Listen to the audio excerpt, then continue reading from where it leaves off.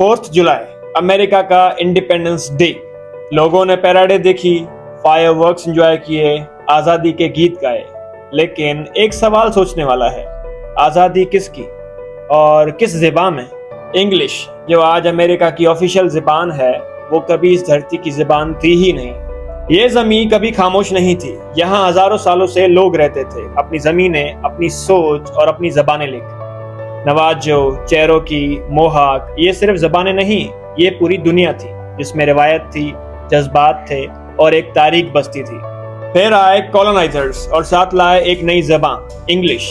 लेकिन ये सिर्फ एक ज़बान नहीं थी, ये एक निज़ाम का हिस्सा थी, एक जरिया थी ताकत दिखाने का और असली आवाजों को चुप करवाने का। ज़बान सिर्फ बोलने का जरिया नहीं होती, ये एक सोच होती है, एक पहचान होती है। और जब किसी से उसकी ज़बान ही छीन ली जाए तो उससे उसकी तारीख, सकाफत और वजूद भी छीन लिया जाता है।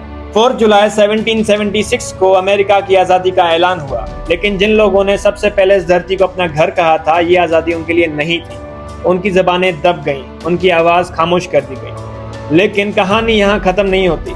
आज भी नेटिव अमेरिकन अपनी ज़बानें दोबारा सीख रहे हैं, दोबारा बोल रहे हैं और दोबारा महसूस कर रहे हैं। और हर वो अल्फाज जो कभी चुप करवा दिया गया था, आज फिर से गूंज रहा है। ये भी एक आज़ादी है, अपनी ज़बान में जीना, बोलना, लिखना और अपनी कहानी खुद कहना। इंग्लिश डोमिनेंट हो सकती है, लेकिन नेटिव नहीं।